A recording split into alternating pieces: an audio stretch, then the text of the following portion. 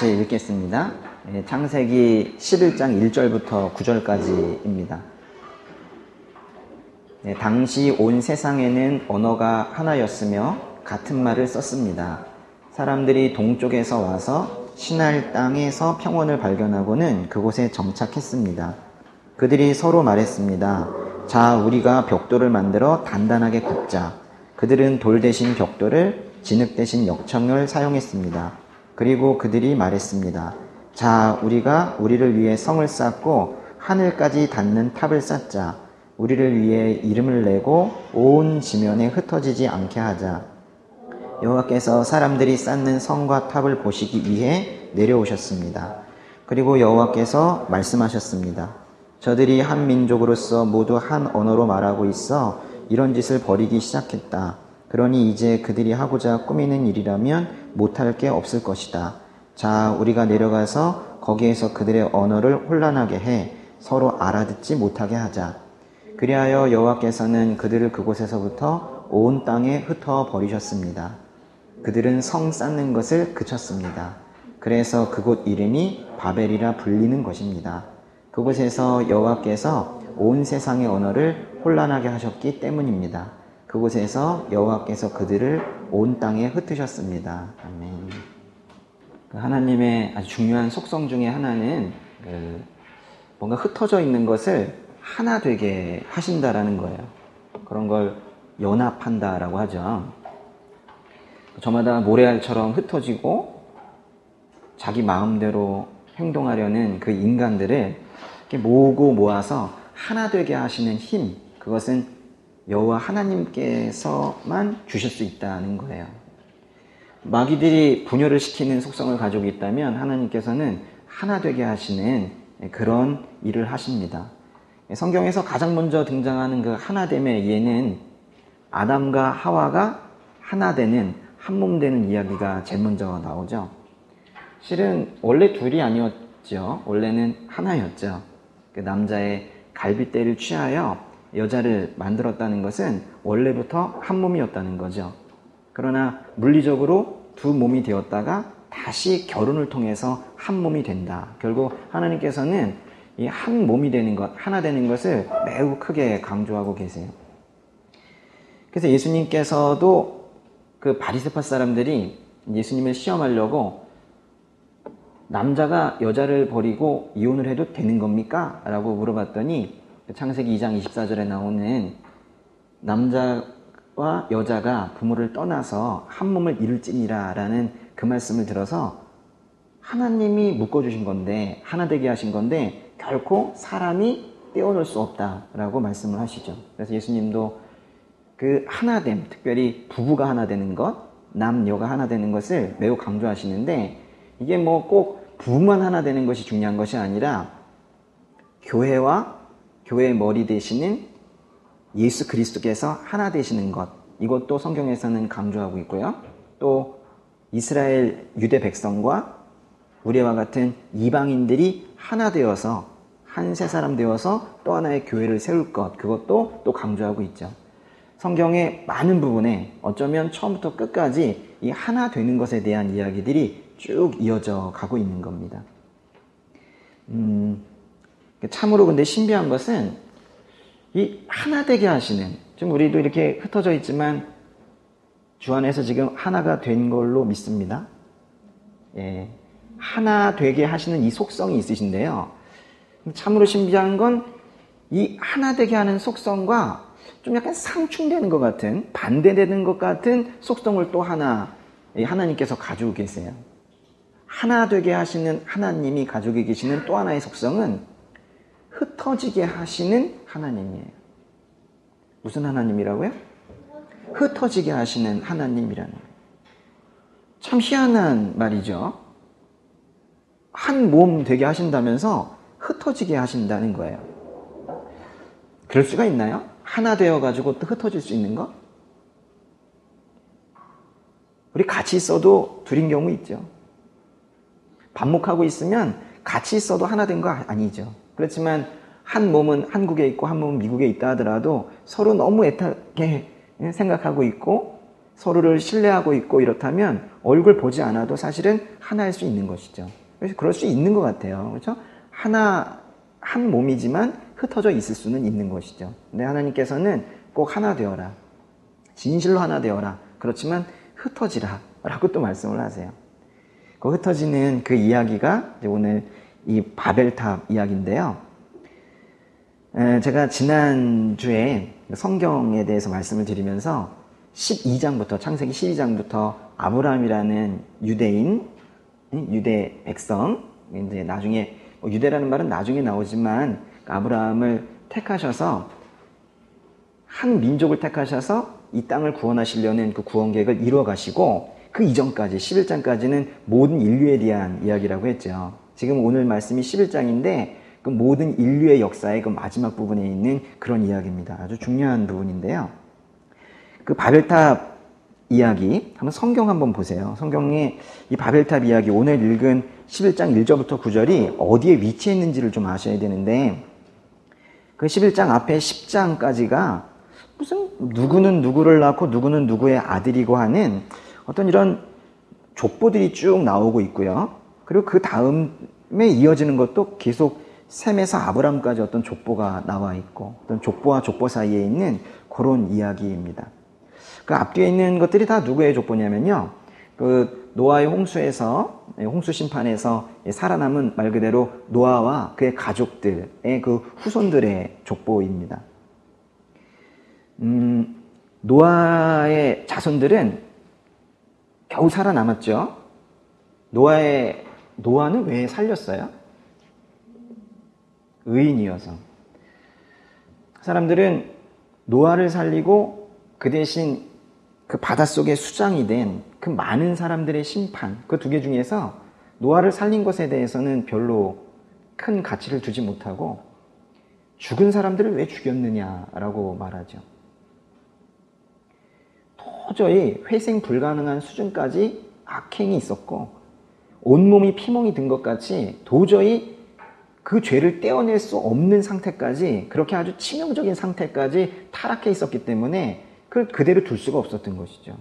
그래서 하나님 눈에 아직은 피멍들지 않은 한 사람이 있었던 거죠. 그래서 노아를 통해서 다시 인류를 재생시키시려고 구원하시려고 그러신 것이지, 그 심판의 목적은 구원에 있는 거예요. 그걸 아셔야 되는 거죠. 그래서 이제 노아를 살려내시고 나서 뭐라고 그러셨냐면, 다시는 이런 홍수 심판으로 이 땅을 멸절하지 않겠다. 내가 다시는 이런 전 지구적인 이런 홍수 심판은 하지 않겠다고 이렇게 약속을 하셨어요. 그래가지고 이제 노아가 자손들에게 얘기를 했겠죠. 점점 자손들이 많이 태어났습니다. 정말 자손들이 빨리 불어나죠. 지금은 아이들을 많이 낳지 않지만은 저희 할머니만 하더라도, 그죠? 거의 뭐 한 10형제 있었는데요. 10형제가 또 3, 4씩 낳게 되면요, 100년 안에도 수십 명으로 늘어나죠. 정말 몇 명 안 되는 가족들이 추석을 보내다가 언젠가 몇 대 지나고 나면 같이 모였는데 너무 많은 사람들이 집안에 모여있는 이런 경험들을 하는 대가족들이 있으시죠. 근데 우리는 기껏해야 100년 정도 살고 이 땅을 떠나게 되는데, 당시에 이 홍수 심판 이전, 또 홍수 심판이 있고 나서도 한동안은 이 100년을 훨씬 넘어가는 200년, 300년 동안에 그런 장수하는 시기가 있었어요. 그 기간 동안에 계속해서 애를 낳고 그 애들이 또 애를 낳고 하다 보니까 아주 빠른 속도로 인구가 불어났습니다. 그래서 어떤 학자들은 그 노아의 홍수 심판 이전에 이미 우리 전 지구적인 그 인구가 거의 한 2억에 가까이 다다랐다, 이렇게 말하는 분들도 있어요. 그런데 계산해 보면 그 정도 나올 것 같죠. 아주 빠른 속도로 불어납니다. 그러면서 이제 노아가 자신의 자손들에게 얘기를 했겠죠.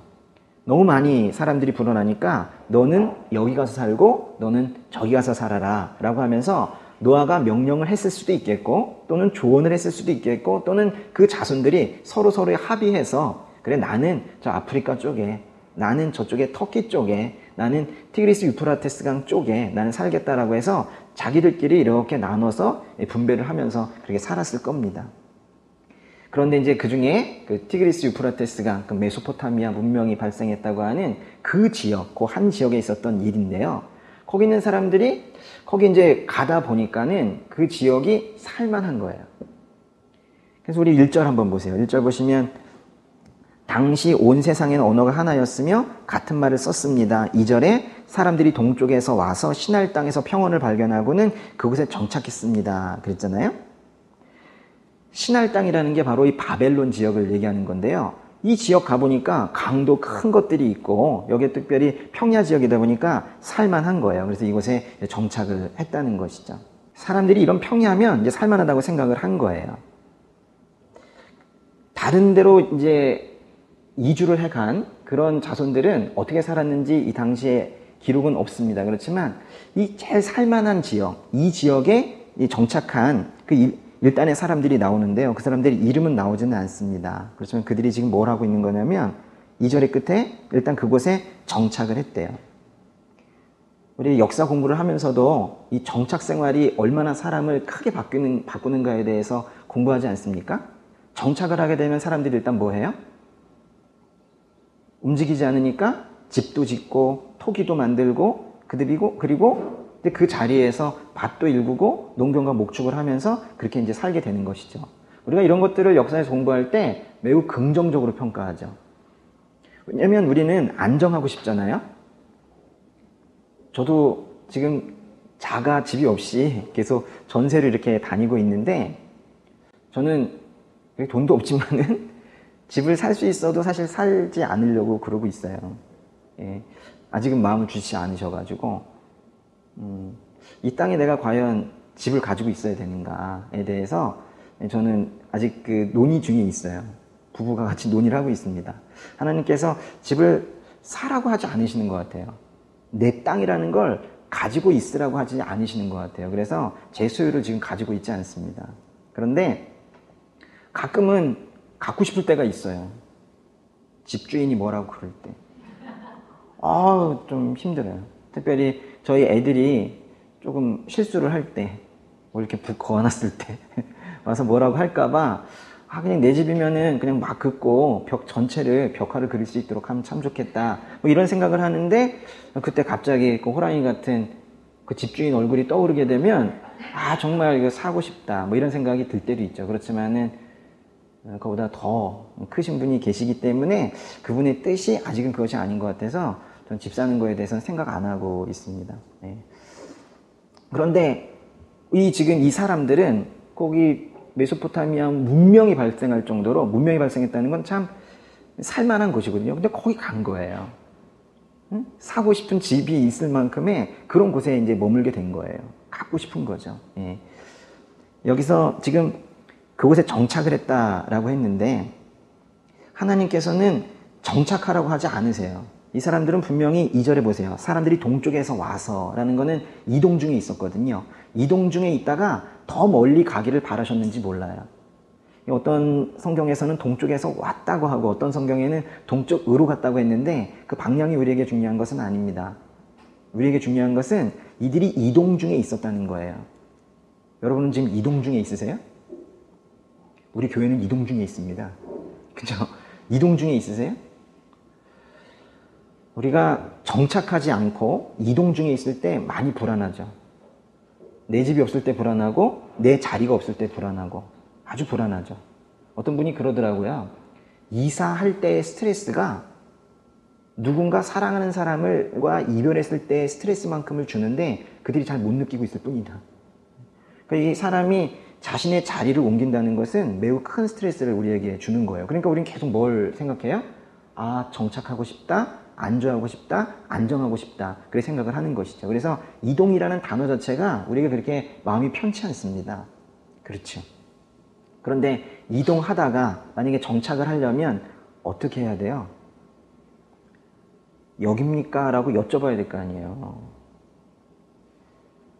정착을 하고 싶으면 여쭤봐야 될 거 아니에요. 여깁니까? 그런데 내가 쭉 보니까 요만큼이면 내가 안주할 수 있겠어요. 그래가지고 우리 좀 정착하고 있는 거 아닙니까?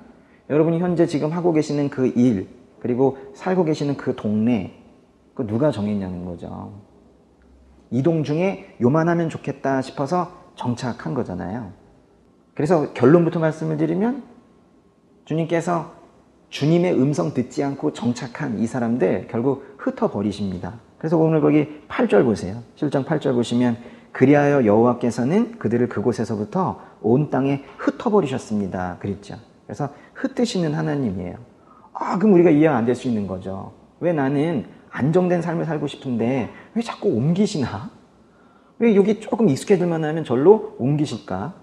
저는 계속 옮겨 다니는 삶을 살고 있어서 저는 이게 무슨 의미인지 잘 알고 있는데요. 여러분 오늘 이 9절까지 있잖아요.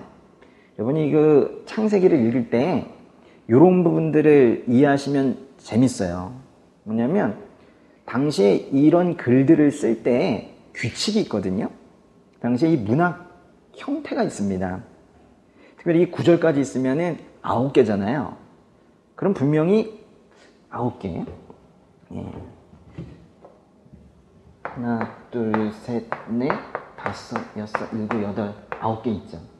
그럼 그 가운데 있는 절이 몇 절이에요? 5절이죠, 5절. 이런 글들은요, 대부분 이렇게 되어 있으면은 다는 아닌데요. 아주 많은 부분, 이 고대에 쓰여진 이런 글들은 당시의 문학 형태를 가지고 있어요. 어떤 구조가 있냐면은, 이거랑 비슷하고요. 이거랑 비슷하고요. 요렇게 이런 것들이 2개씩 돼가지고 비슷하고요. 이래요. 내용을 보시면 비슷해요. 어떤 경우에는 아예 극명하게 반대되는 내용이 나오기도 하고. 그러고 있다 보면은 이것들이 가운데 있는 이것을 이렇게 꾸며주는 거예요. 그래서 이렇게 9개가 있으면은 처음부터 쭉 보면서 인간들이 많이 쓰는 연역법도 균합법도 아니에요. 이 가운데 있는 거 있죠. 이 가운데 있는 게 키가 되는 그런 문장인 경우들이 많이 있는데 이 바벨탑 사건도 그런 겁니다. 5절이 뭔가 한번 보세요. 여호와께서 사람들이 쌓는 성과 탑을 보시기 위해 내려오셨습니다. 이게 아직 무슨 의미인지 잘 모르겠지만 이게 매우 중요한 거라는 거예요. 근데 보시면은 1절 한번 보세요. 1절에 당시 온 세상에는 언어가 하나였으며 같은 말을 썼다 그랬는데 9절에는 뭐라고 그랬어요? 온 세상의 언어를 혼란하게 하셨다 그랬잖아요. 2절도 보세요. 그곳에 정착했다 그랬는데 그거와 대꾸되는 이 8절에는 흩어버리셨다 그랬죠. 그 구조를 보시면서 그렇게 해서 보시면 좋을 거예요. 계속 보겠습니다. 3절 보시면은 3절, 4절 같이 읽어보겠습니다. 그들이 서로 말했습니다. 자, 우리가 벽돌을 만들어 단단하게 굽자. 그들은 돌 대신 벽돌을, 진흙 대신 역청을 사용했습니다. 그리고 그들이 말했습니다. 자, 우리가 우리를 위해 성을 쌓고 하늘까지 닿는 탑을 쌓자. 우리를 위해 이름을 내고 온 지면에 흩어지지 않게 하자. 그랬어요. 우리가 이동하는 것을 상당히 겁을 내는데요. 여러분, 시험 보신 분들은 이 시험에서 다른 시험 가는 거 겁나죠? 할 수 있을까? 또 이사할 때도 이 동네 살다가 저 동네 사는 거 겁이 나죠? 이 일 하다가 다른 일로 직업 바꾸는 거 겁이 나죠? 근데 왜 겁이 나요? 그곳엔 하나님이 안 계십니까? 새로 가는 그곳에는 안 계세요? 하나님이 온 땅에 편재하신다라는 그 관념이 우리는 가끔 잊혀지는 건가 봐요. 우리가 해야 되는 것은 어딘가에 정착해야 되는 것보다는 하나님께서 원하시는 것은 온 땅에 번성해서 충만하라 라고 하셨거든요. 그거는 그냥 무조건 애만 많이 낳으라는 게 아니에요. 사람 숫자가 늘어나서 지구촌 전체에 퍼져서 지구촌 전체에서 밤낮으로 빙빙빙빙 지구가 돌아도 쉬지 않고 찬양 소리가 들리기를 바라시는 거예요. 어느 한쪽에만 모여 있으면 그 사람들 다 잠들면 찬양 소리 끊기겠죠. 전 지구의 사람들이 골고루 있어야 되는 거예요. 오직 찬양 소리가 들려야 되는 거예요. 그래서 모여 살길 바라지 않으시는 거예요. 그러고 보면은 지금 지구에요. 살만한 곳이 아직도 충분합니다. 지금 사람들 퍼져 살면요. 이렇게 싸우지 않고 이렇게 굶지 않아도 충분히 먹고 살아요. 근데 지금 다 아웅다웅 모여 있잖아요. 서울에, 도쿄에, 뉴욕에, 그죠? 이게 모여 있잖아요. 이거 뭔가 좀 이상하다는 생각을 여러분이 좀 할 수 있어야 되는 거예요. 좀 흩어져 살면 좋겠는데요. 그러니까 우리가 정착보다 더 중요한 것은 뭐냐면 떠날 때 주님의 뜻인지 알고 떠나고 떠날 때 주님께서 나를 보호하실 것이라는, 우리는 항상 이동 구간을 겁내거든요. 이동 구간에도 주님께서 나를 완전하게 보호하실 것이라는 그런 믿음 아래 평화로운 마음을 가지고 그렇게 떠나야 되는데 지금 이 바벨탑 사건에 여기 있는 사람들은 어느 한 땅에서 머물기로 한 겁니다. 말하자면 평화로운 마음을 가지고 야, 저쪽에 가면 또 주님께서 나에게 뭘 주실까? 이것보다 더 나을 텐데 뭘 주실까? 이런 기대감을 가지고 한 발 떼는 거, 이런 것들을 포기하고 이 정도면 살겠다. 이 정도면 되지 뭐 더 나은 주님의 복이 뭐가 있을까 싶어가지고 그냥 여기서 머물려고 하는 거예요. 그러니까 바벨을 떠나는 것을 포기를 한 겁니다. 사실 말이 좋아 정착이지 우리 계속 얘기하지만 사실 안주인 경우가 대부분이에요. 하나님께서는 우리가 정착, 안주, 안정 이런 것들을 가지고 결과적으로는 결국 안주하는 것보다는 하나님께서 우리에게 원하시는 건 단순하게 떠돌아다니는 게 아니에요. 그냥 단순한 이동이 아니라 우리의 경계를 넓히시는 거예요. 지경을 넓히는 거예요. 우리는 너무 근시안적으로 살고 있단 말이에요. 눈에 보이는 것만 본단 말이에요. 여러분의 경계를 넓히시라는 거예요. 우리가 폭넓은 삶을 살기를 원하세요. 우리 지금 하루 종일 살아가는 모습을 한번 보세요. 어제 했던 거 또 하고 있잖아요. 그 범위 안에서 이렇게 살고 있잖아요. 근데 하나님을 믿는 하나님의 자녀들은 그렇게 살기를 바라지 않으세요. 번쩍번쩍하면서 일본에도 나타났다가 미국에도 나타났다가 또 어떤 경우에는 이 일도 하다가 저 일도 하다가 저기에서 웃기도 하고 이쪽에서 노래도 부르고 하는 이런 모습들이 있죠. 그것을 그런데 두려워하지 않고 여기저기 다니고 떠나고 이동하고 하는 것들을 아주 자유롭게 하는 진짜 자유한 삶, 이런 것들을 주님께서는 원하시는 거예요. 떠나야 합니다. 이게 제가 오늘 여러분에게 드리고 싶은 말씀이에요. 하나님께서 저에게 주시는 말씀이기도 합니다. 저쪽 건물에서 이쪽 건물로 와서 오늘 처음 예배 드리는 이날 저에게 얼마나 마음이 복잡했는지 몰라요. 찬양 크게 하면 복도에서 뭐라고 그러지 않을까. 사실 저에게는 여기 학원이 직장이거든요. 여러분은 잘릴 게 없죠.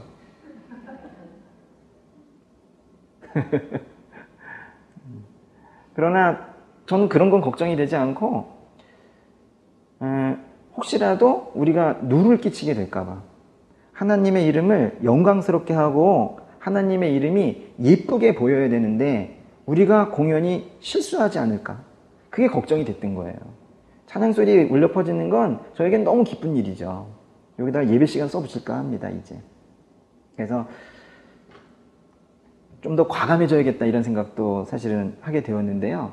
그래도 이제 뭐 책임을 또 제가 져야 되는 부분이 있기 때문에 좀 그랬어요. 근데 조금 전에 이 건물, 이제 여기에 이 공간을 확보하신 그 회장님이라고 우리 보통 부르는 분과 조금 전에 만나게 되었어요. 네.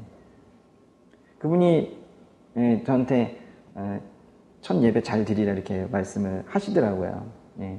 왜냐면 제가 첫 예배를 드리겠습니다라고 얘기를 했거든요. 뭐 그렇게 인사를 하시겠죠. 네. 제가 이 학원에 열심히 하고 있어요. 그래서 이런 공간 확보하는데 아무런 그 불평 없도록 열심히 하고 있어요. 저는 그래서 신앙과 이 현실이 구분되지 않는다라고 제가 얘기했잖아요. 제가 이렇게 예배 잘 드릴 수 있도록 일주일에 한 번 여기에 예배 공간이 편안하게 확보될 수 있도록 제가 일주일 동안 열심히 일합니다. 제가 열심히 하는 거 아세요? 물음 들어봐요. 물음 들어봐요. 진짜 열심히 해요. 사람들은 자기들의 요새를 구축할 생각을 많이 품어요. 그래서 안정뿐만이 아니라 거기다 아주 그 담을 크게 쌓아가지고 더욱더 안전하게 나만의 공간 뭐 이런 것들을 만들려고 하고 절대로 떠나려고 하고 그러고 살고 있지만은 떠나는 게 답이에요. 기대하면서 떠나는 게 답이란 말이에요. 예. 지금 이 바벨탑을 쌓은 이 사람들은 뭐라고 그랬냐면요. 3절에 이랬어요. 자, 우리가 벽돌을 만들어 단단하게 굽자 그랬어요.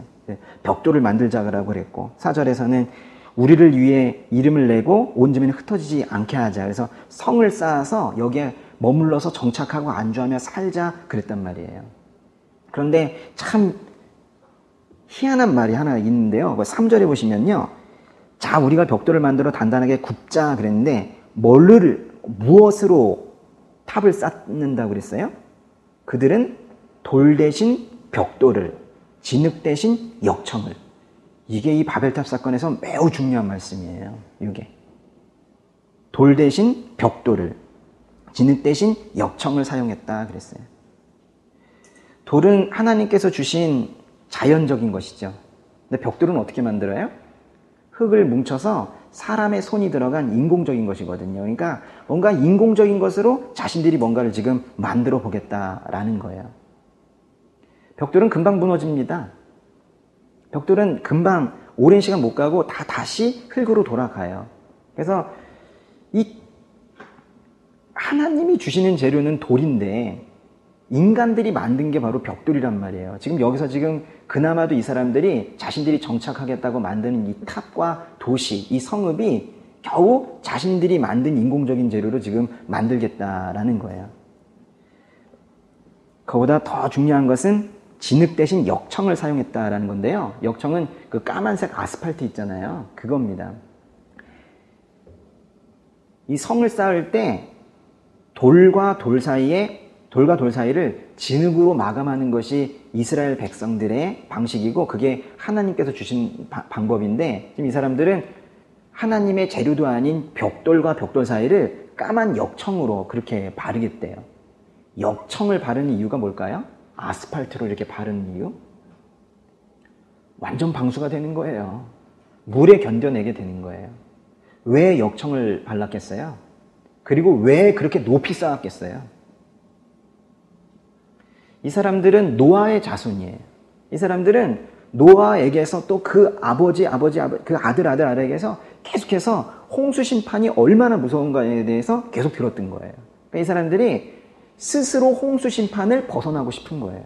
그래서 높이 쌓고 역청으로 마감을 하게 되면 그 맨 꼭대기층에 올라가면 아이고 하나님도 별 수 없지. 나를 어떻게 물에 잠기게 하겠느냐라는 거예요. 나의 힘으로 심판을 면하겠다라는 거예요. 안 되는 거거든요. 우리 구원은 오직 하나님께서 주실 수 있는 겁니다. 그런데 나의 힘으로 구원을 받겠다라는 거예요. 나의 방법으로 내가 나를 스스로 구원할 수 있다라는 거예요. 근데 이제 이런 잘못된 마음이 인간들에게 들어왔을 때 결국 하나님 없는 삶, 하나님 필요 없다고 하는 삶 속에서 자기들끼리 자구책을 만들어가지고 뭔가 삶을 이루어가려고 할 때요. 그러면 그 사람들끼리는 또 엄청 뭉쳐요. 엄청 뭉칩니다. 네. 그 세상에 사람들 한번 보세요. 교회에는 잘 오지 않아도 자기들끼리 잘 뭉치죠. 야, 세상에 그렇게나 많은 무슨 회가 있어요. 동아리도 엄청 많고요. 무슨 회 하는 회들 있죠. 협회, 위원회, 그죠? 뭐 그렇게 많은지 몰라요. 잘 만들죠. 그러면서 그들이 그걸 만들었었던 그 목표를 향해서는 얼마나 똘똘 뭉쳐서 잘 가는지 몰라요. 근데 이제 이들이 그렇게 지금 합심해서 지금 가고 있는 겁니다. 오직 지금 여기에서의 목적은 이들이 여기에서 정착해서 살되 하나님과 상관없는 삶을 살면서도 내가 심판받지 않으려고 한다라는 그 삶인 거예요. 그러면서 이들이 이제 4절의 끝에 보시면 우리를 위해 이름을 내고 온 지면에 흩어지지 좀 않게 하겠다라고 했잖아요. 우리를 위해 이름을 내고, 그러니까 자신의 이름을 지금 내려고 하는 겁니다. 그러면서 사람들은 모여가지고 무슨 회, 무슨 협회 이런 것들을 만들고 그것들마다 또 이름을 잘 짓죠. 그리고 나서 만들어 놓고 나면 또 비슷한 게 또 생겨요, 옆에. 그래가지고 그들끼리 또 경쟁하죠. 하등에 만들지 않았으면 경쟁도 하지 않을 그런 경쟁들이 자꾸 지금 생겨나고 있는 겁니다. 각 단체들끼리 지금 계속해서 반목하고 싸우고 있잖아요. 이게 얼마나 웃긴 거냐면 원래 경쟁은 하나님께서 주신 건 아니거든요. 하나님께서는 조화와 평화 속에 살라고 하셨지 경쟁하라고 하신 분은 아니거든요. 그런데 자기들끼리 뭔가 단체를 만들어 놓고 그와 비슷한 또 단체가 나타났을 때 자기의 영역이 빼앗길까봐, 시장을 빼앗길까봐, 사람들을 빼앗길까봐 뭔가 지금 계속 광고하고 또 경쟁하고 사람들 헐뜯고 이러죠. 심지어는요, 교회들도 그런다니까요. 요즘엔 그런 교회들 많이 없지만은 초기에 생긴 교회들 이름 다 보세요. 뭐뭐 제일교회. 퍼스트래요, 퍼스트. 교회가 그런 이름 가져도 되겠어요? 뭐뭐 중앙교회, 센터래요. 우리나라에 그 이름이 제일 많아요, 옛날 교회들. 말이 됩니까? 제일교회 중앙교회가? 그거 다 개명해야 돼요. 다 이름 바꿔야 됩니다. 응? 우리는 밖에서, 그죠? 틀 밖에서 섬겨야 되는 사람들이지, 가운데 앉아가지고 내가 중앙이다, 이렇게 해야 되는 사람들은 지금 아니거든요. 그러면서 뭔가 하여튼간 교회든 뭐든 하여튼 이름만 만들어 놓고 나면 자기의 이름 좀 높여보려고 이러는 게 이제 사람인 거잖아요. 하나님께서는 그래서 하여튼 모이지 못하게 하시는 것 같아요. 모였다 하면은 자기 이름 높이려고 하고 교만해지려고 하고, 모였다 하면 또 자기들끼리 반목하고 경쟁하고, 하여튼 하나님께서 원하시지 않는 그런 행동들을 하기 때문에 사실은 흩으시기 위해서 흩으시는 것이 아니라 흩어놓는 것이 사람들에게 이롭기 때문에, 그것이 사람들에게 유익하기 때문에 그래서 흩어놓으시려고 하는 거예요. 그렇게 친하던 사람도 두 명이 유럽 배낭여행 가가지고는 둘이 따로따로 오잖아요. 두 명도 마음을 못 맞추는 그런 사람, 그 하나님께서 잘 알고 계시는 거예요. 그러니 그 뭐 두 명도 그런데 10명, 20명, 수백 명 이렇게 되는 단체들, 이런 것들, 그거 참 우습다는 거예요. 사람들이 제일 많이 모여있는 곳이 어디입니까? 그게 바로 도시예요. 이 도시에 대해서, 여러분 도시에 살고 계시지만은 도시에 대해서 여러분이 이게 정말 하나님께서 원하시는 삶의 모습인지 한번 생각해 보세요. 사람들이 도시에 다 있지 않아도 살아요. 제가 말씀드렸잖아요. 다 흩어져 살면, 지구촌 여기저기에 좀 퍼져 살면 다 충분히 먹고 살아요. 아직도 살만한 곳, 집 지을 곳이 아주 많습니다. 그런데 지금 다들 모여 사는데, 모여 살다가 안 되겠으니까 어떻게 돼요? 땅이 좁으니까 자꾸 위쪽으로 옮겨가지고 고층 아파트에 지금 살고 있지 않습니까? 모여가지고 제일 먼저 생긴 문제가 뭐예요? 오염되고 있잖아요. 그죠? 환경오염되고 있잖아요. 원래요, 하나님께서 만드신 이 지구는 자정 능력이 있어서 원래 오염되지 않습니다. 누군가 이렇게 버려도 그거 거기에서 금방 다 정화시킬 수 있어요. 근데 너무 한꺼번에 모여서 한꺼번에 모든 우물을 확 쏟아놓으니까 지금 그렇게 오염이 되고 있는 거잖아요. 또 이렇게 모여있으니까 또 문제가 뭐예요? 먹을 게 부족해지고 자리가 부족해지고, 그러다 보니까 경쟁하고 있잖아요. 그러면 사회 진화론이라는 말 아세요? 다윈의 진화론도 거짓이지만은 그 아주 악한 겁니다. 근데 그 진화론이라는 것은, 그것이 생물학적 진화론이든 사회 현상에 나타나는 사회 진화론이든, 일단 진화론이라는 이 사고 자체가, 이 사상 자체가 아주 악한 것은 뭐냐면, 사람들이 이 진화론을 믿게 되면, 약육강식, 강해져야 되는구나, 내가 저 사람을 짓밟고 올라가야지 이기는구나 라는 사고가 자연스럽게 들어오게 되는 거예요. 아주 몹쓸 경쟁 라인에 자기가 자연스럽게 들어가게 되는 거예요. 그래서 이 모여있다 보니까 사람들이 경쟁하고 있잖아요. 힘드시죠? 원래 우리가 이렇게 힘들게 살 사람들이 아니라니까요. 모여서 이렇게 흩어지지 않고 있다 보니까 무지하게 경쟁하고 있는데, 더군다나 좁은 땅에 모여 사는 한국이라는, 대한민국이라는 우리나라는 그게 훨씬 더 심한 거예요. 그래서 힘드시잖아요. 안 힘들어요? 익숙해지셨나 봐요. 너무 힘든 거에 익숙해지셔가지고 이거 사람 사는 모습이 아닙니다. 대한민국 사람들이 아침부터 저녁까지 이렇게 사는 모습은요, 이건 사람 사는 모습이 아닌 거예요. 하나님께서 원하시는 모습이 아니에요. 귀농하세요. 귀농의 마음이 드셨다면 그거는 아주 잘 되신 거예요. 흩어지셔야 돼요. 사람들이 살지 않는 곳에 여기저기 퍼져 가셔가지고 그렇게 사셔야 되는 거예요, 원래가. 저는 귀농의 마음이 있거든요. 원래도 전 촌놈이어서 원래도 시골에서 처음에 자랐었지만은 저는 그렇게 가고 싶습니다. 그래서 하나님께서 정말로 원하셨던 삶이 무엇인지 정말 저는 꼭 언제 부르실지 모르지만 그렇게 살다가 가고 싶어요. 하나님께서는 모여있지 말라고 했는데 또 모여있다 보면 크게 생기는 문제가 있어요. 뭐가 있냐면요, 사람에게 의지해요. 사람은 의지할 대상이 아닙니다. 절대로 의지할 대상이 아니에요. 긍휼히 보고 기도할 대상이지 의지할 대상이 아닙니다. 근데 우리 이런 말 할 때가 있죠. 그래도 이 사람이 사는 세상인데 서로가 서로를 의지하고 살아야 되지 않는가. 그래서 형제를 주지 않았는가. 그래서 가족을 주고 동료를 주지 않았는가. 뭐 이렇게 얘기할 수 있죠. 그런데 생각해 보세요. 의지할 때 그 사람이, 내가 의지했던 그 사람이 그만큼 해주든가요? 그게 만약에 부부관계에서 그런 의지가 이루어지면 그래서 이혼하는 거예요. 절대로 부부는 의지할 사람이 아닙니다. 형제도 친구도 의지할 사람이 아니에요. 그러면 사람은, 다른 사람이 나에겐 전혀 의미 없느냐? 사람에게 의지하면 실패하는데요. 하나님에게 의지하면 하나님께서 알아서 그 사람에게 가장 적합한 도울 자를 보내신다니까요. 똑같은 것 같죠? 전혀 다른 삶이에요.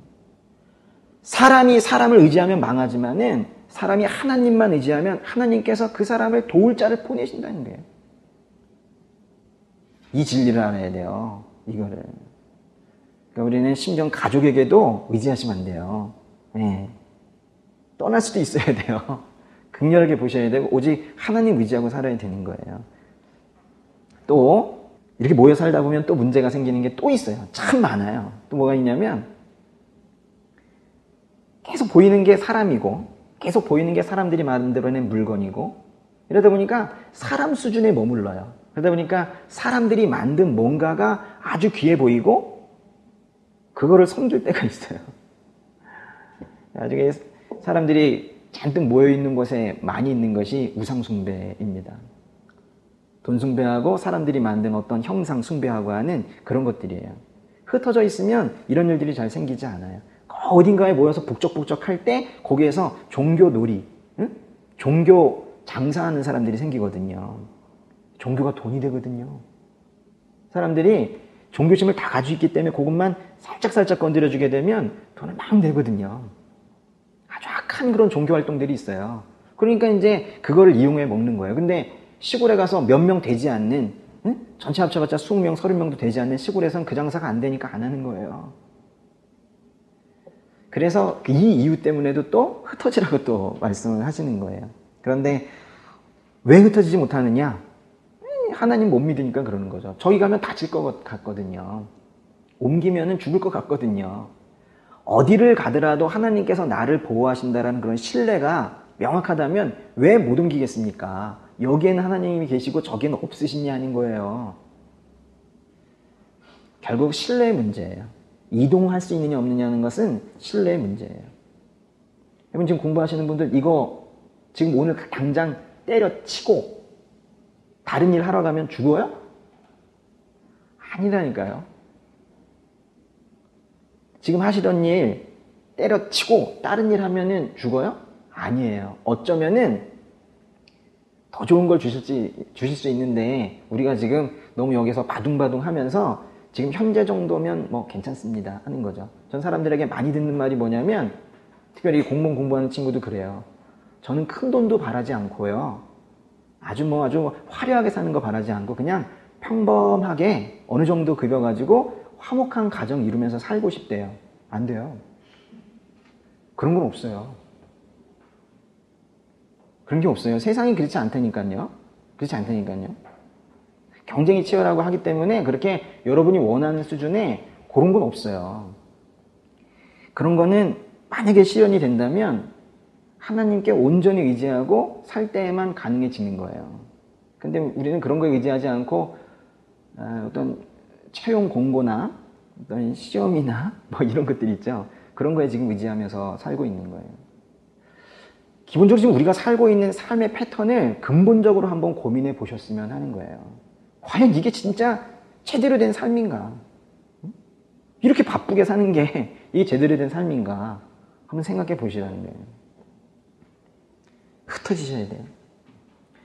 근데 끝까지 흩어지라고 하는데 흩어지지 않으실 때에는요. 그러면서 그 안에서 결국 뭐 숭배하고 있고 막 이렇게 자기들끼리 의지하면서 야 우리 뭔가 이상한 거 믿어볼까 이래가지고 우상 숭배하고 있고 그러면 그런 불순종을 하나님께서 이제 미워하셔서 강제로 흩으시기도 하죠. 그래서 성경의 구약 성경이 특별히 아주 많은 부분에 이사야를 통해서 에레미야를 통해서 예언하시는 것이 그거예요. 이스라엘 백성들 흩어지라고 하는데 흩어지지 않을 때 흩으시겠다라는 말씀을 계속 그렇게 하시는 거예요. 하나만 볼까요? 예레미야 9장 16절. 흩어지라고 하는 그 말씀에 불순종했을 때 이런 저주가 내려지는 겁니다. 예레미야 9장 16절에 내가 또 그들을 자기들이나 자기 조상들이 알지 못한 민족들 가운데 흩어버릴 것이고 내가 그들에게 칼을 보내 그들을 다 없앨 것이다. 그랬죠. 그 앞뒤의 말씀들을 다 읽어보시면 더 좋겠는데 이렇게 하나님께서 흩어지라고 말씀하셨을 때 흩어지지 않으면 강제적으로 흩으시기도 하는데 어떤 사람들은 흩지 않으세요. 그럼 더 무서운 거예요. 하나님께서 불순종하는 아들들을 보았을 때 강제적으로 옮기시면 그게 사랑인데 그냥 거기에 있으면서 거기에 그냥 죄악 가운데 계속 머무르고 있는 걸 보고 계실 때 그게 우리가 버림받은 거거든요. 옮기시라고 할 때는 반드시 옮기셔야 된다는 거예요. 5절 볼게요. 오늘 말씀에 5절 보시면은 여호와께서 사람들이 쌓는 성과 탑을 보시기 위해 내려오셨습니다. 그랬어요. 이 사람들이 하나님의 심판, 홍수 심판 한번 피해 보겠다고 자기들이 스스로를 한번 구원해 보겠다고 여기 정착한 내가 선택한 이곳이 최고의 장소라고 하면서 그러면서 이들이 이제 성을 쌓기 시작을 하고 탑을 쌓기 시작을 하는데요. 여기 지금 탑과 성이라고 했지만 지금 도시를 세우는 겁니다. 이게. 근데 어디에까지 닿는 성을 탑을 쌓겠다 했냐면 하늘에까지 하나님에까지 닿는 거를 쌓겠대요. 그래가지고 쌓았잖아요. 근데 하나님께서 보니까 너무 어처구니가 없는 거예요. 얘네들 지금 여기서 지금 뭐 하고 있는 건가? 그래가지고 그 탑 쌓는 걸 보시려고 하시는데 만약에 그게 하나님 계신 곳까지 정말 높이 쌓았다면 그냥 보시면 되잖아요. 근데 지금 보시려고 어떻게 했대요? 내려오셨대잖아요. 보이지도 않는 거예요, 하나님한테. 아무리 쌓아봤자 안 된다고요. 응? 이게 얼마나 위트 넘치는 표현이에요. 그렇죠? 그렇게 하나님까지 높아지는, 하늘까지 높아지는 탑을 쌓겠다고 애를 쓰던 사람들의 탑을 보려고 내려오셨다잖아요. 통쾌하지 않습니까? 이게 중요한 거예요. 응? 5절이. 근데 하나님께서 이렇게 직접 내려오시면 이거 무서운 겁니다. 그 창세기 그 뒤쪽에 보시면 18장이 있거든요. 거기 잠깐만 보실게요. 18장 21절 보세요. 이게 그 소돔과 고모라 거기 멸망시키는 그 내용인데요. 소돔과 고모라 멸망시키는 18장 21절 읽어보세요. 내가 내려가서 그들이 한 짓이 내게 들린 부르짖음과 같은지 그렇지 않은지 살펴보고 알고자 한다. 꼭 뭐 내려오셔야 합니까? 위에서 다 아시는데 내려오셔서 보시겠다라는 것은 이거 혼나는 거예요. 하나님께서 여러분 삶에 직접 내려오셔가지고 뭔가 안주하는 삶을 깨뜨리시고 이렇게 옮기시지 않으시고 사랑의 결정체인 예수님을 보내주신 것을 감사하게 생각을 해야 합니다. 하나님께는 숨길 수 있는 게 하나도 없어요. 히브리서 4장 13절에도 어떤 피조물도 하나님 앞에 숨을 수 없고 우리가 발가벗은 채 드러나 있다라고 하잖아요. 오늘 6절 계속 읽어보겠습니다. 6절. 그리고 여호와께서 말씀하셨습니다. 저들이 한 민족으로서 모두 한 언어로 말하고 있어 이런 짓을 벌이기 시작을 했다. 그러니 이제 그들이 하고자 꾸미는 일이라면 못할 게 없을 것이다. 자, 우리가 내려가서 거기에서 그들의 언어를 혼란하게 해 서로 알아듣지 못하게 하자 그랬어요. 겨우 내려오셔가지고 하신 지금 형벌이 뭐예요? 여기 지금 제대로 제가 만약에 글을 썼다면 이렇게 썼을 거예요. 이놈들 내 말을 듣지 않네? 그래가지고 번개와 태풍을 몰고 내려오셔서 모두 쓸어버리셨다. 이러면은 인간된 저로서는 이해하기가 편하겠어요. 근데 내려오셔가지고 뭐라고 그랬어요? 이놈들! 이러면서 흩어져 하신 거죠. 1대1의 제대로 된 형벌은 아닌 것 같아요. 이들에게 교만함과 하나님과 경쟁하고 싶은 하나님 없는 삶을 추구하고 싶은 요런 아주 못된 극악무도한 이 죄에 대한 형벌로 치고서는 큰 자비죠. 죽었어야 마땅한데 흩어져 하신 거예요. 기회를 좀 많이 주시는 겁니다. 지금 하나님께서 좀 많이 참으시고 계시는 것 같아요. 그런데 결국 내려오셔가지고 이 인간들이 도시를 만들어가지고 거기에서 모여 살겠다고 하는 이 과정에 주님께서 깊이 지금 간섭을 하셔가지고 지금 6절, 7절에 보시면은 언어를 혼란하게 서로 알아듣지 못하게 하자. 그리고 8절, 9절까지 보시면 결국 흩어버리셨죠. 그리고 8절의 끝에 보시면 그들은 성 쌓는 걸 그쳤대요. 그래서 성 쌓는 것도 결국 그만두게 되었습니다. 그리고 9절에 온 세상의 언어도 혼란하게 해서 각 지역으로 가게 되어서 지금 이때부터 이렇게 많은 영어, 한국어, 프랑스어 이런 것들이 생겼다라는 거죠. 결국 이 세상의 그 다양한 언어들은 죄악의 결과인 겁니다. 영어 공부하기 힘드시죠? 이 바벨탑 사건 이것 때문에 그런 거예요. 그것만 아니었다면 우리가 이렇게까지 어떤 외국어를 공부하는데 그렇게 많은 돈을 들이며 살지는 않을 거예요.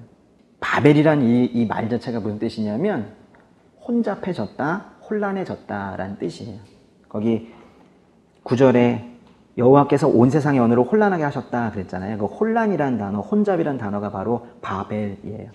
결국 이 바벨탑을 지으려고 했던 사람들은 우리의 이름을 널리 알리자 이러면서 이제 지었는데 그들의 이름은 하나도 나오지 않고 그 대신 아주 치욕스러운 하나의 이름을 얻은 거죠. 바벨이라는 아주 악한 그런 이름을 얻게 된 겁니다. 사람의 계획은 성을 쌓고 흩어지지 말자라고 했는데 그 계획은 하나도 이루어지지 않았고 지금 하나님의 뜻만 이루어진 겁니다. 흩어지게 하시려고 했는데 흩어졌고 언어를 다양하게 하시려고 했는데 다양하게 되었죠. 잠언에 이런 말씀이 있어요. 잠언 19장 21절에 사람의 마음에는 많은 계획이 있으나 오직 여호와의 뜻만이 이루어진다 했습니다. 많은 일들을 우리가 시작을 하고 있는데요. 그리고 많은 곳들에 정착을 하고 있는데 이동할 때도 여쭤봐야 되지만은 지금 그 머물고 있는 그때에도 그 일을 시작할 때에도 과연 이것이 하나님께서 원하시는 뜻이고 일이었는지 우리가 지금 묻고 있냐는 거죠. 그럼 왜 이렇게 중요하냐는 거예요, 그게. 사람의 계획은 이루어지지 않을 수 있지만은 하나님의 뜻은 반드시 이루어지기 때문에 그런 거예요. 반드시 이루어지느냐? 반드시 이루어진다니까요. 하나님이 어떻게 실수를 하세요? 근데 사람이 세운 계획이니까 하나님께서 더 긍휼한 힘이 많으셔가지고 그래 네가 세웠지만은 그래 내가 개입을 해서 도와주겠다라고 하실 때 이루어질 때도 있고 그게 그 사람의 앞으로의 일에 또 그 사람의 영혼 구원에 도움이 안 된다면 그때는 오히려 내려놓게도 하시는 거예요. 그렇지만은 하나님의 뜻이라면 하나님의 뜻은 구원이거든요. 그러면 하나님의 뜻에 맞는 구원에 이르게 하는 그런 일을 하고 있고 그곳에 살게 된다면 그거는 반드시 이루어지게 되어 있는 거예요. 우리는 날마다 그거를 기도해야 되는 거예요. 그 뜻을 구해야 되는 거예요. 근데 뭐예요? 기도를 안 하잖아요.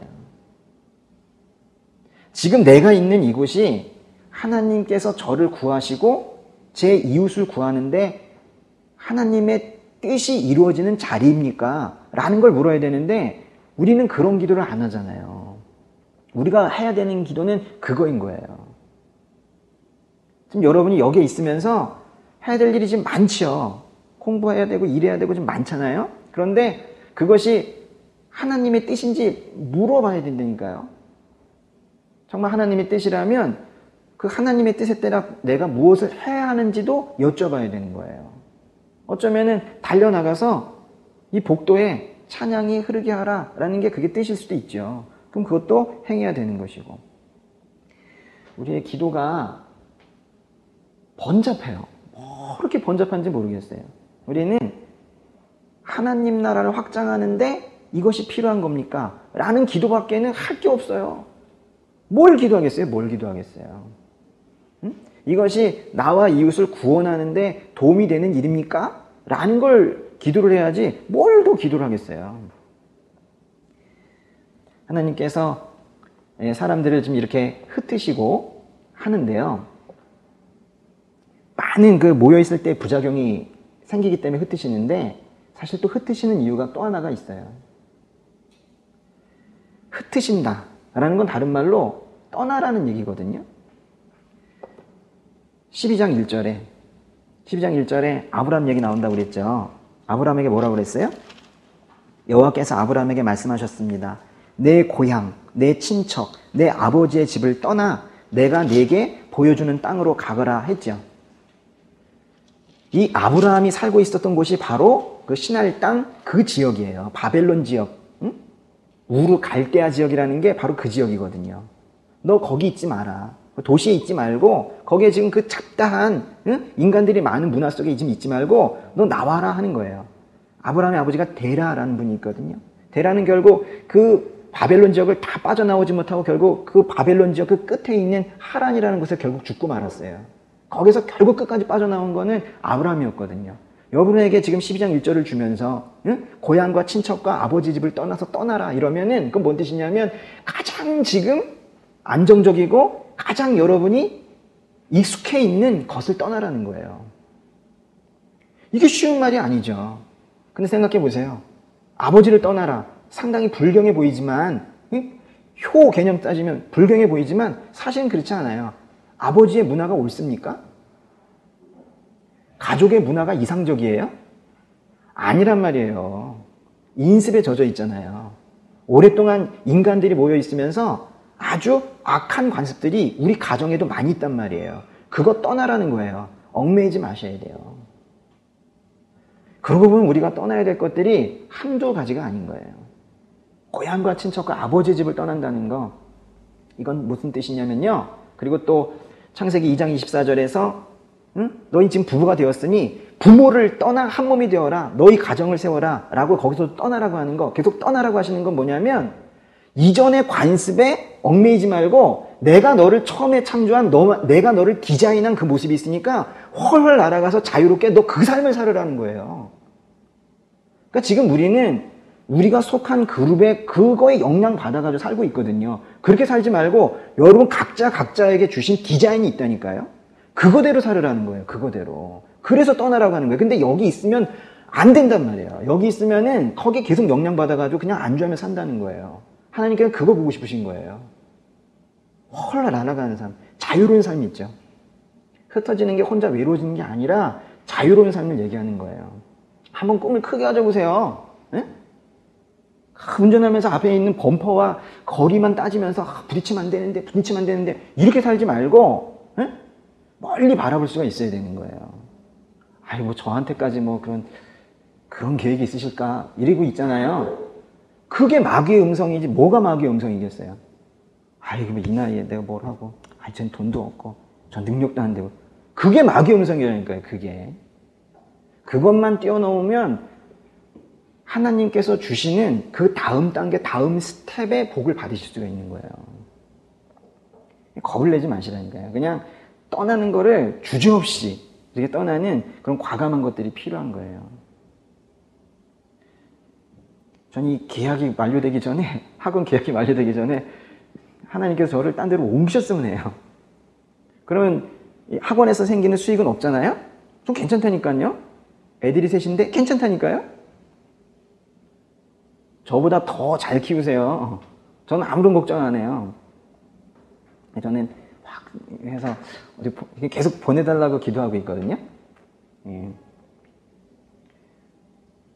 많은 사람들에게 복음 전하고 싶어요. 그래서 보내달라고 계속 기도하고 있는데 여기 좀 또 몇 년 더 있어야 돼요. 여기 계약 기간이 있어가지고 놀랍게 역사하셔서 저를 보내주시기를 이렇게 좀 바라고 있어요. 이렇게 흩어지라고 하시고 언어가 이렇게 혼잡하게 되고 한 이런 것들은요 지금 계속 오고 있는 거예요. 근데 언어가 혼잡해진 거는 우리에게 조금 힘든 부분이죠. 그러니까요, 우리 창세기 12장 이전에 11장까지의 어떤 인간들의 죄악이 회복되지 못하고 지금 현대를 사는 우리에게까지 오고 있는 게 있어요. 노아 홍수 이후에 수명이 확 줄어들었고요. 우리도 그래서 120년 못 살지 않습니까? 그렇죠? 그렇게 되고 있고, 또 지구도 좀 많이 환경이 좀 망가져 있고, 그리고 언어도 지금 이렇게 되어 있고. 이런 생각도 해볼 수 있는 거예요. 아무리 하나님이시지만 그래도 회복되지 못하는 어떤 상처, 우리 사람들에게 회복되지 못하는 상처 줄 때 있잖아요. 정말 팔을 완전히 약간 조금 삐끗하면 회복이 되지만은 아니 뚝 잘라서 없어지면 회복이 안 되잖아요. 그렇죠? 그런 정도의 상처를 주님도 주시는가? 근데 이건 좀 그런 것 같아요. 그렇죠? 그런데 그렇지 않아요. 네. 성경을 처음부터 끝까지 쭉 읽다 보면 결국 하나님께서 모든 것을 다 처음으로 돌리시고 모든 것을 다 회복시키시는 그런 모습을 보게 되는 거죠. 사도행전 앞에 보시면요. 사도행전 2장에 그런 거 있죠. 오순절, 응? 마가의 다락방. 거기에 별별 동네에서 온 그 사람들이 다 자기의 말로 해도 그 성령이 임해서 서로 자기 말로 해도 그 각자의 방언들이 서로 다 소통이 되고 이해가 되는 그런 광경이 나오죠. 그때부터 언어의 회복이 시작이 되는 거예요. 근데 그러고 나서 완전 회복이 되지 않았죠. 그런데 이게 점점 시간이 지나서 요한계시록에 가면은 요한계시록에도 7장쯤 있을 거예요. 거기도 가게 되면 각 나라와 백성과 방언들이 모두 한데 모여서 서로 다른 언어를 가진 사람들이 모두 모여서 다시 오시는 주님 앞에, 다시 오실 그 예수님 앞에 흰옷을 입고 나와서 거기에서 모두 그분께 경배드리는 그런 장면이 나옵니다. 결국에는 다 회복이 됩니다. 그리고 하나님께서 이렇게 지금 계속 흩으시고 계시지만은 결국 나중에는 모이게 할 것이다 라고 하면서 성경이 또 마무리를 지어요. 하나만 찾아볼게요. 마태복음 25장 31절부터 33절까지 같이 읽겠습니다. 인자가 그의 영광 가운데 모든 천사들과 함께 올 때에 그의 영광의 보좌 위에 앉을 것이다.